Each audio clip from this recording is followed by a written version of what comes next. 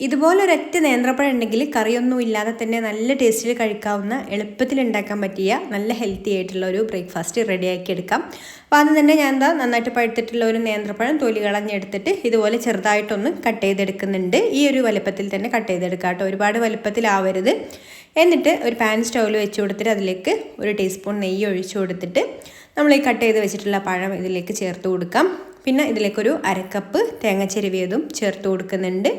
ഇനി ഒരു 1/4 ടീസ്പൂണ് ഏലക്കാപ്പൊടിയും പിന്നെ ഒരു ടേബിൾ സ്പൂൺ പഞ്ചസാര കൂടെ ചേർത്ത് കൊടുത്തിട്ട് ഇതൊന്ന് വഴറ്റിയെടുക്കാം. കുട്ടികൾക്കൊക്കെ കൊടുക്കാനാണെന്നുണ്ടെങ്കിൽ നമുക്ക് ഒരു ടേബിൾ സ്പൂണും കൂടെ പഞ്ചസാര ഇതിലേക്ക് ചേർത്ത് കൊടുക്കാം കേട്ടോ. അപ്പോൾ കുറച്ചും കൂടി ഒരു മധുരം ഉണ്ടാവും. ഇപ്പോൾ ഞാനിതിലേക്ക് ഒരു ടേബിൾ സ്പൂൺ മാത്രമേ ചേർത്ത് കൊടുത്തിട്ടുള്ളൂ. പിന്നെ പഴവും മധുരമുള്ളതായതുകൊണ്ട് ഈ ഒരു പഞ്ചസാര തന്നെ ഇപ്പോൾ മതി.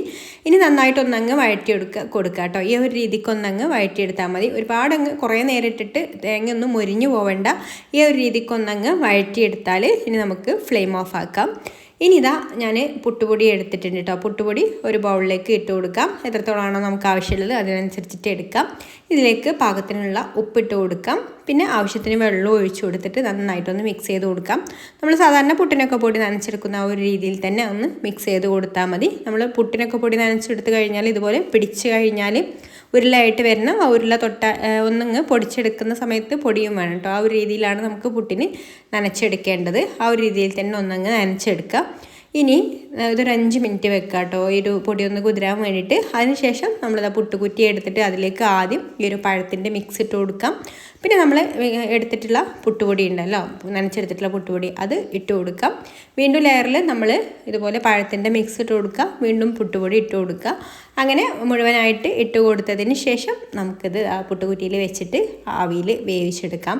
അപ്പോൾ അത് നല്ല അടിപൊളിയായിട്ടുള്ള നല്ല ടേസ്റ്റുള്ള പഴം പുട്ട് റെഡി ആയിട്ടുണ്ട്. നല്ലൊരു മണമാണ് കേട്ടോ ഇതിന്. ആ ഒരു ഏലക്കാപ്പൊടിയും നെയ്യിലൊക്കെ ചേർത്ത പഴം കൂടി ചേർത്തതുകൊണ്ട് അടിപൊളി ടേസ്റ്റും മണവുമാണ്. ഒന്ന് ട്രൈ ചെയ്ത് നോക്കിക്കോളൂ. കറിയൊന്നും ഇല്ലാതെ തന്നെ നല്ല രുചിയോടെ കഴിക്കാം.